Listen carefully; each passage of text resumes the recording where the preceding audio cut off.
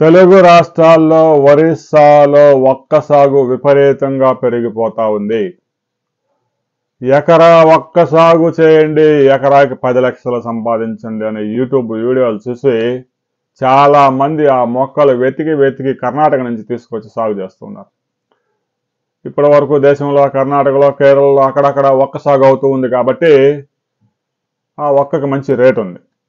అనంతపురంలో కూడా కర్ణాటక సరిహద్దులో కొంతమంది రైతులు ఒక్క సాగు చేస్తూ ఉంటారు. అయితే ఒక్కసారిగా దాని ధరలు విపరీతంగా పెరిగిపోయినాయి. ఒక క్వింటా వచ్చి 40,000 నుంచి 50,000 రూపాయలు ధర పలుకుతా ఉంది ఒక్క. అంటే కేజీ 4,000 నుంచి 5,000 నడుస్తూ ఉంది. దీంతో ఎకరాకి 10 క్వింటాలైనా కూడా 4-5 లక్షలు వచ్చే అవకాశం ఉంది. ఇక తోట కనుక బాగా ఏజ్డ్ అయితే 15-16 సంవత్సరాలకు వస్తే 15 క్వింటాలు 20 క్వింటాలు కూడా అయ్యే అవకాశాలు ఉన్నాయి. అయితే ఎకరాకి 10 లక్షలు వస్తాయి అని యూట్యూబ్ వీడియోలు చూసి ప్రతి ఒక్కరూ ఒక్క సాగు వైపు వెళ్ళవద్దు నాయన. ఒక్కక డిమాండ్ ఒక స్థాయి వరకే ఉంటుంది. కేరళలో వరదల కారణంగా రకరకాల ప్రకృతి వైపరీత్యాల కారణంగా అక్కడ తోటలు తగ్గిపోవడం వల్ల ఒక్కొక్క డిమాండ్ పెరిగింది. ఒక్కోసారి చెట్టు ఎక్కి కోసేవాడు కూడా దిక్కుండదు. అలాంటి పరిస్థితులు ఉన్నాయి. ఒక్క సాగు చేయొద్దని మాత్రం చెప్పడం లేదు, కానీ భవిష్యత్తును ఆలోచించుకొని చేయండి. ఈము పక్షుల మాదిరి గుడ్డు 4,000, ఈక 6,000, దాని ఆయిల్ తీస్తే లీటర్ 16,000, దాని మాంసం కిలో 1,800 అని చెప్పేసి రకరకాల వీడియోలు శాటిలైట్ ఛానల్స్లో కూడా వచ్చిన వీడియోలు చూసి అందరూ ఈము పక్షులు పెట్టి లక్షల రూపాయలు నష్టపోయారు.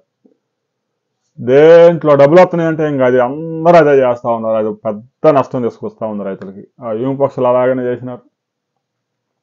ఇక మరలా ఇప్పుడు ఒక్కకు మొదలు పెట్టారు. టేకు మొక్కలు నాటండి, ఎకరానికి 50 లక్షలు సంపాదించిందని చెప్పేసి శివశక్తి బయోటెక్ అని 30 సంవత్సరాల కిందటే మోసం చేసినారు. మరి ఆ నాటిన మొక్కలన్నీ ఏమైపోయినాయో వాడికే తెలియాలి.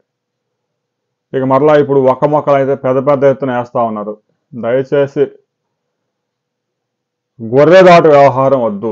ఎవడో ఒకరికి వచ్చాయని ఊరంతా అదే వేస్తే, రాష్ట్రం అంతా అదే వేస్తే, జిల్లా అంతా అదే వేస్తే రావు. కొన్ని పంటలు కొన్ని రాష్ట్రాల్లో పోవడం వల్ల కొంచెం డిమాండ్ వచ్చింది, అంతేగాని ఆంధ్రప్రదేశ్లోనో తెలంగాణలోనో 1,00,000 ఎకరాల్లో ఒక్కేస్తే కొనే దిక్కు ఉండదు. దీని మీద మేధావులు కూడా మీ అభిప్రాయాలు కామెంట్ చేయండి.